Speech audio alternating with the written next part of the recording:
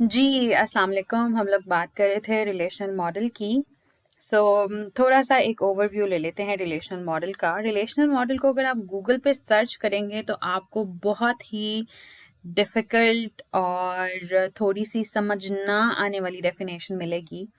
क्योंकि वही उसकी वैसे असल डेफिनेशन है, लेकिन क्योंकि हमें इतनी डेप्थ में जाने की ज़रूरत नहीं है, हमें इतनी डिटेल्ड नहीं चाहिए उसकी आप कह लें कि डेफिनेशन। इसलिए बस एक छोटी सी बात आपने याद रखनी है कि डेटाबेस को मेंटेन करने के लिए डिफरेंट तरह के मॉडल्स होते हैं जो आप यूज़ कर सकते हैं। पहले मैंने आपसे बात की थी कि डेटा अगर पड़ा रहेगा तो वो पड़ा भी रहेगा। अब वो मीनिंगफुल है या मीनिंगलेस है, वो चीज़ डिफाइन करने के लिए कि आपको कल को ये डेटा इस्तेमाल आप कर भी सकते हैं या नहीं कर सकते, उसको थोड़ा सा आपको मेंटेन करना पड़ता है। तो डेटा को मेंटेन करने के लिए आप लोग जो है वो यूज़ करते हैं, टेबल्स का इस्तेमाल करते हैं, और उन टेबल्स को जो है वो रिलेशन कहते हैं।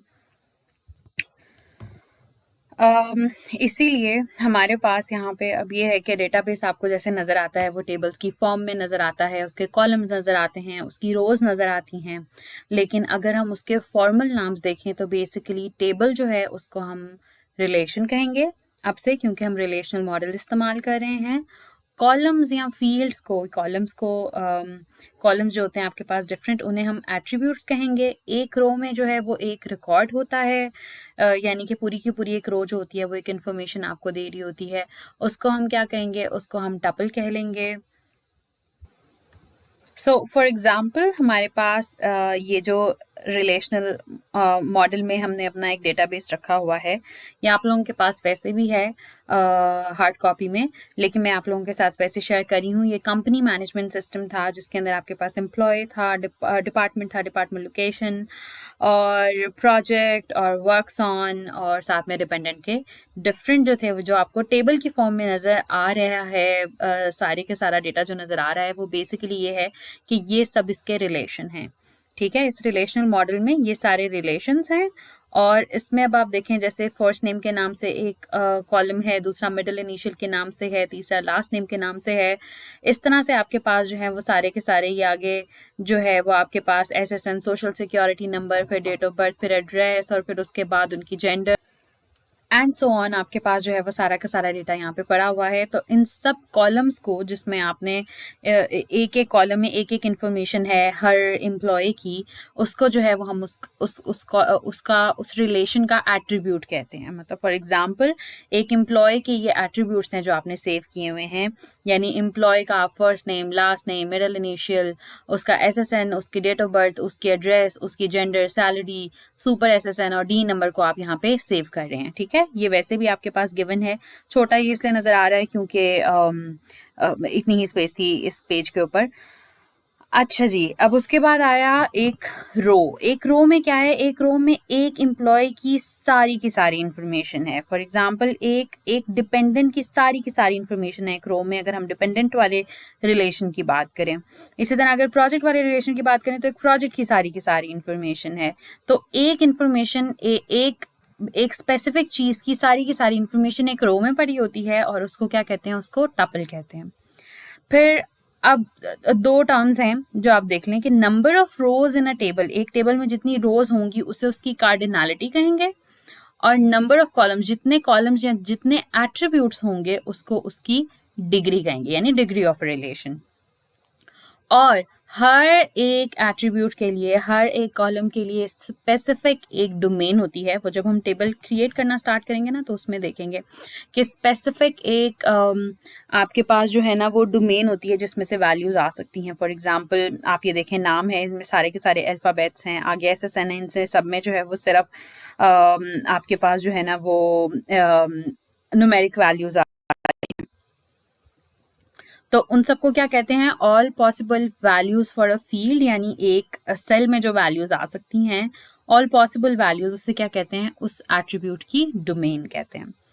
ठीक है जी, ये थोड़ा सा एक ओवरव्यू था। हम अगर रिलेशन का वर्ड यूज हो तो आपके जहन में ऑटोमेटिकली आप इमेजिन कर लें जैसे एक टेबल है, वैसे जैसे टेबल का नाम सुन के आप टेबल को इमेजिन कर लेते हैं। अगर कोई एट्रीब्यूट कह रहा है तो फौरन से पहले आ जाना चाहिए कि हम एक कॉलम या एक फील्ड की बात करें। अगर कोई टपल की बात कर रहा हो तो आपको फौरन से पता लग जाना चाहिए कि हम एक रो की बात कर रहे हैं।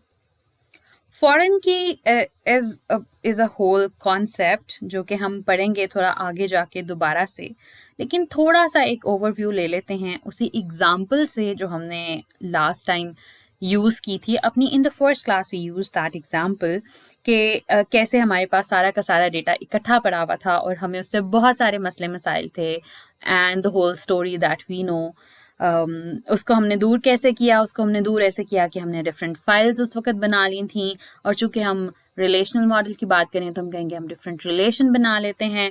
अब था क्या कि ग्रेड के लिए हमें क्या करना पड़ा था कि ये सब कुछ इधर ही रखना पड़ा था। हाँ, जो स्टूडेंट की इन्फॉर्मेशन रिपीट हो रही थी वो हम इधर ले आए थे, जो कोर्स की इन्फॉर्मेशन रिपीट हो रही थी वो हम इधर ले आए थे, और जो इंस्ट्रक्टर की इन्फॉर्मेशन रिपीट हो रही थी वो हम इधर ले आए थे। लेकिन फिर भी ग्रेड का पता करने के लिए हमने ये सारा कुछ इधर ही रखा था। हाँ, अगर स्टूडेंट की और इन्फॉर्मेशन चाहिए तो आप इस टेबल में चले जाएं, कोर्स की चाहिए तो इस टेबल में चले जाएं, इंस्ट्रक्टर की चाहिए तो इस टेबल में चले जाएं, अदरवाइज जो ग्रेड है वो इसी टेबल में पड़ा हुआ है। अब ये जो SID है बेसिकली वो इस टेबल में टेबल का एक एट्रीब्यूट तो है, लेकिन इसकी वैल्यू यहाँ पे जनरेट नहीं हो रही। फॉर एग्जाम्पल ग्रेड इधर ही जनरेट हो रहा है, बट SID यहाँ पे जनरेट नहीं हो रहा, बल्कि वो कहाँ से आ रही है, ये वैल्यू आ रही है इसके बेस टेबल से, यानी स्टूडेंट के टेबल से। सो स्टूडेंट में एक स्टूडेंट जनरेट हुआ और उसने किसी कोर्स में इनरोल किया तो फिर उसका ग्रेड बना तो उसकी वैल्यू इधर आई। ठीक है, तो बेसिकली आपके पास फॉरेन की जो है वो बेसिकली एक रिलेशनशिप बना रही होती है आपके दो टेबल्स के दरमियान, एक वो जिसमें वो वैल्यू जनरेट होती है यानी कि बेस टेबल, और एक वो जिसमें वो आगे जाके इस्तेमाल होती है। ये बेसिकली जो है रिलेशन है between these two. For example अगर यहाँ पे एक SID ना पड़ा होता, यहाँ पे सिर्फ ग्रेड पड़ा होता कि ये कोर्स ID और ये इंस्ट्रक्टर ID है, और यहाँ पे SID ना पड़ा होता, तो फिर आप कैसे पता करते कि कौन से स्टूडेंट ने इस कोर्स में इस इंस्ट्रक्टर से पढ़ के ग्रेड लिया है। और इसी तरह अगर यहाँ पे ID ना पड़ा होता, आपने स्टूडेंट को ID यहाँ पे ना दिया होता, ग्रेड देते वक्त दिया होता, तब भी इवन अगर आपके पास SID पड़ा भी होता स्टूडेंट का ID और आपने उसका नाम पता करना होता, तो आप कैसे पता करते अगर वो स्टूडेंट के टेबल में ना पड़ा होता। और एक और इम्पॉर्टेंट चीज़ ये कि फॉरेन की बेसिकली हमेशा किसी दूसरे टेबल की प्राइमरी की होती है जो कि अगले टेबल में जाके फॉरेन की बन जाती है। ठीक है, सो ये इसकी प्राइमरी की है, ये इसकी प्राइमरी की है, और ये इसकी मतलब स्टूडेंट की ये वाली ID प्राइमरी की है, कोर्स की ये वाली ID प्राइमरी की है, और इंस्ट्रक्टर की ये वाली ID प्राइमरी की है। अब इंस्ट्रक्टर की जो प्राइमरी की है वो ग्रेड वाले टेबल में फॉरेन की के तौर पे आ रही है, कोर्स की जो प्राइमरी की है वो भी ग्रेड वाले टेबल में एज फॉरेन की आ रही है, और स्टूडेंट की जो प्राइमरी की है वो भी आ रही है, और फिर वो तीनों मिलके एक कॉम्पोजिट प्राइमरी की बना रहे हैं। मैंने आपको पहले भी बताया था कि एक टेबल की प्राइमरी की एक ही होती है, एक टेबल की प्राइमरी की एक ही होती है। कभी कभी ऐसा हो सकता है इन सम सिचुएशंस कि वो एक से ज्यादा एट्रीब्यूट्स पे मुश्तमिल हो। फॉर एग्जाम्पल ग्रेड की प्राइमरी की एक ही है, but that is a composite primary की, यानी उसमें एक से ज्यादा एट्रीब्यूट्स आते हैं। ग्रेड की प्राइमरी की एक ही है, लेकिन उसमें SID, CID और इंस्ट्रक्टर ID मिल के उसकी एक कॉम्पोजिट प्राइमरी की बना रहे हैं। ये सब वो कॉन्सेप्ट्स थे जो आपकी लास्ट क्लास में हो चुके हैं, रिवीजन सिर्फ इसलिए ताकि we can move on to the next topic. Now there are some properties which are related to relation as well. सबसे पहले तो ये है कि relation must have a name, और it must have a unique name in that relational schema. For example इसमें देखें हर table का, हर रिलेशन का एक नाम है, और हर रिलेशन का नाम जो है वो दूसरे रिलेशन से मुख्तलिफ है।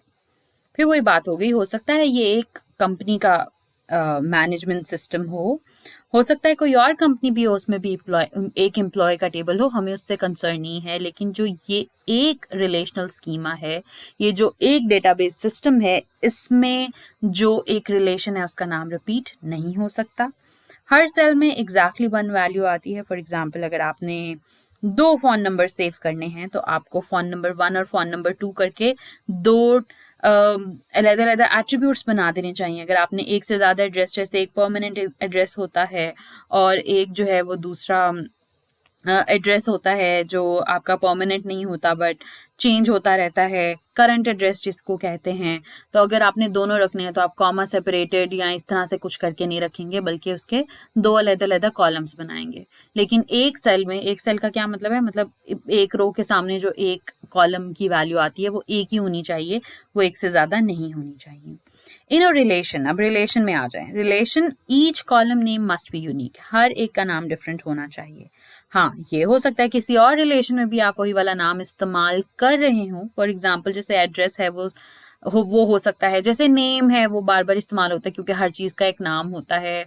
जैसे फॉर एग्जाम्पल जैसे जेंडर है, देखें एम्प्लॉय में भी जेंडर है और डिपेंडेंट में भी जेंडर है, तो वो चीज़ें जो हैं वो बार बार आ सकती हैं, लेकिन एक रिलेशन में हर एट्रीब्यूट का नाम जो है वो डिफरेंट होना चाहिए। फिर वही बात आ गई, no duplicate tuples are allowed in a relationship. इसका मतलब ये है कि दो टपल्स जो हैं, यानी 2 रिकॉर्ड जो हैं बिल्कुल एक जैसे नहीं हो सकते। उनको यूनिक क्या चीज़ बनाएगी? ऑब्वियसली आपकी प्राइमरी की। जब आपने रिलेशन की बात की तो आपने ये भी डिफाइन करना है कि उसमें एक प्राइमरी की होगी। जब प्राइमरी की आ गई तो देयर इज अ पॉसिबिलिटी और बाकी सारी वैल्यू सेम हो 2 लोगों की या 2 चीज़ों की या 2 प्रोजेक्ट्स की या 2 डिपेंडेंट्स की, लेकिन कम अज कम उनका जो प्राइमरी की होगी वो सेम नहीं होगी। इसलिए 2 डुप्लीकेट टपल्स बन ही नहीं सकते रिलेशन में, क्योंकि आपने उसमें प्राइमरी की डिफाइन की होती है। Order does not matter in rows और कॉलम। फॉर एग्जाम्पल ये वाला एम्प्लॉय अगर ऊपर चला जाए और दूसरा एम्प्लॉय नीचे आ जाए, या आप जो है वो SSN नंबर सबसे पहले ले आए या आखिर में ले आए, इस ये ऑर्डर जो है वो मैटर नहीं करता जब आप चीज़ों को सेव कर रहे हैं in a relation. The next topic is actually database constraint, which we will start in our next video. Thank you.